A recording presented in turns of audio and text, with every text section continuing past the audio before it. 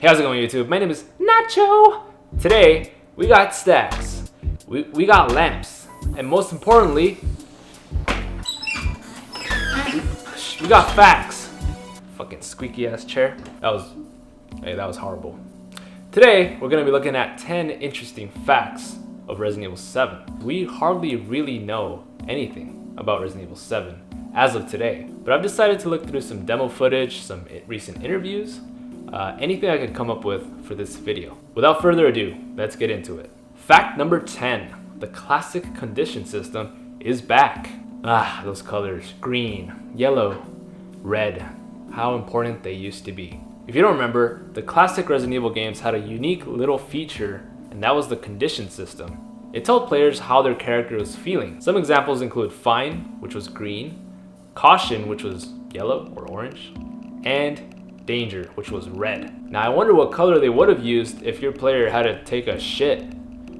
Comment down below what you think that color would be. Pretty obvious. Now a recent leaked screenshot shows what seems to be a more modern take on the condition system, and it shows a watch. It shows your vitals. Now this may also be a heart monitor for VR use, but further details are still unknown. It's these little details that are gonna make this Resident Evil game feel like a classic Resident Evil game. Fact number 9, first Resident Evil game to not feature any original characters. Capcom has confirmed in the past that no original characters will be returning for this game. And this will be the first Resident Evil game where we have a completely new set of fresh faces. Although, Capcom has also said there's room for surprises. Now I go into this debate a little bit more in one of my past videos, so you can go ahead and check that out after this video. Now I don't necessarily need to see any of the original characters in this game. Maybe like the most I would want to see is like a reference as to their whereabouts or what happened to them or how they connect to this new story.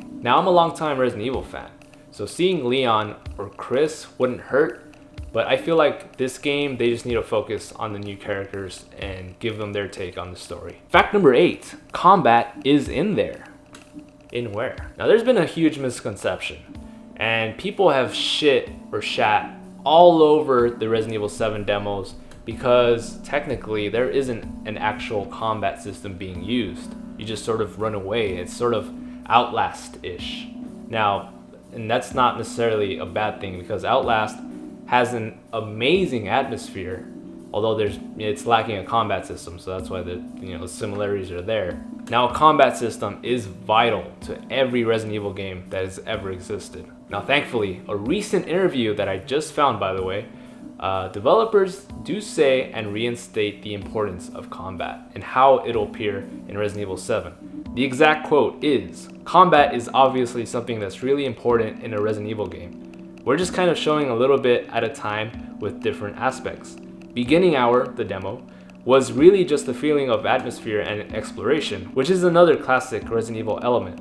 And now you've been able to see a little bit more of the fear of escape from an enemy. So we're taking it one step at a time here. Some people have got the impression that combat is missing from this game because of the content we've showed so far, but actually combat is definitely in there. So we can all rest easy knowing that there will be actual combat in this game." Now you guys might want to stick around for more facts on the combat. Fact number 7. The Baker family is the very first family to actually appear in a Resident Evil game. Yeah, I get it. There's a few characters here and there that are related to each other in some aspect. This is the very first time we're going to actually see a family together in a Resident Evil game. Now, you might be asking yourself, why is this interesting? Now, because there hasn't been a major family in any of the Resident Evil games, the Bakers are not just a family, they're an entity. The Baker family represents a whole new aspect to the franchise, perhaps a maturing of the franchise. And most importantly, it'll let players experience just how fucking crazy some families are. Fact number 6, save rooms are back. Remember that soothing music you would hear when you enter a save room in one of the classic Resident Evil games? You know, the classic save rooms for me would distract me from the situation I was in. It would give me a sense of security knowing that there's no zombies in this room trying to anally fist me. Yeah, that's how I felt. In fact, other save features were mentioned in this recent interview. As far as saving is concerned, there's an auto save system, so if you die, you can restart not as far back. There will be rooms to act as manual save points. Just to note, depending on the difficulty situation that you choose, the saving system also varies. If you choose a harder difficulty, the saving system won't be so nice to you. Damn, that saving system's a bitch. Now, this move will ultimately welcome new players. Autosaves will obviously baby them into the game. And it'll make veterans like me happy as well because they implement the save rooms and it just gives back that classic Resident Evil feel. Fact number 5, item management is back. You heard correctly, item management has returned. In past Resident Evil games, you had to choose what items you would bring with you in your inventory, what keys you would bring with you, what puzzle pieces. I mean, there's so many things you could actually place in these little cases that you would have in the classic Resident Evil games. Now, this brought a whole nother level of scary to the survival aspect of the games. You'd have to strategize and thoroughly think through of what you would bring or what you would leave and what you would use at a certain time. Although item management wasn't formally announced, it was heavily implied during the recent interview as well. The link to the interview will be in the description, by the way. I don't want you guys to think that I'm making this up. I probably am though. Fact number 4, mystical. Exploration and linear storyline. This is very exciting. According to developers, the game will not have chapters, but it will have a linear storyline. But this does not necessarily mean that the entire game will be linear, or in other words, just one way to play. There will be more rooms to explore, as you can also stray off the path of the main storyline and complete side puzzles. Kinda sounds like Skyrim. Not really.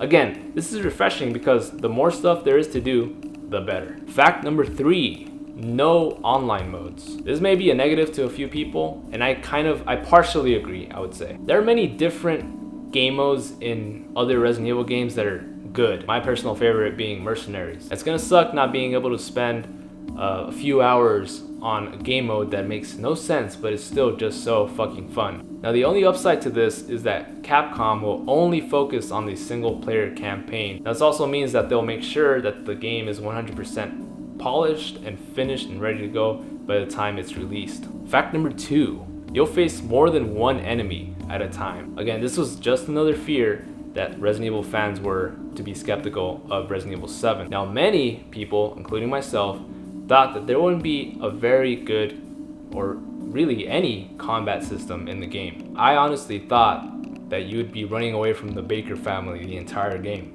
but that is just not the case. Now, hearing this news is major because A, it means that there will be more enemies besides the Bakers, and B, it probably also means that there will be zombies.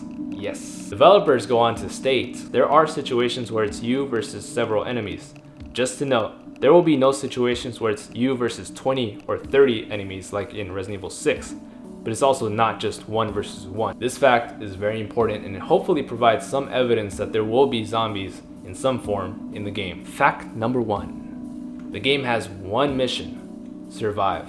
The 3 words that are used in this interview to explain Resident Evil 7's journey as a whole: escape, immersion, and pursuit. Now, this is actually information from the same article I've been using throughout this video, but it's so significant how recent this article is and how much the developers were willing to share with the interviewers. There's no terrorist attack. You're not there to rescue the president's daughter. Your only goal is to survive. This is probably one of the most important facts I have on this list. It easily summarizes what Capcom is trying to do with Resident Evil 7. And if you're still asking if it's anywhere near a Resident Evil game, those 3 words, escape, immersion, and pursuit, along with the small details that are still important, have convinced me that these guys have strived to make a genuine horror game and a unique experience like the classic Resident Evil games were when they were first released. Now, that about does it for this video. What fact has you most excited? Be sure to comment down below. Thanks for watching, everyone. Be sure to stick around for more Resident Evil 7 videos as well as other horror games. I like to cover many horror games. Join the nachos, like and share, and as always, stay single, baby.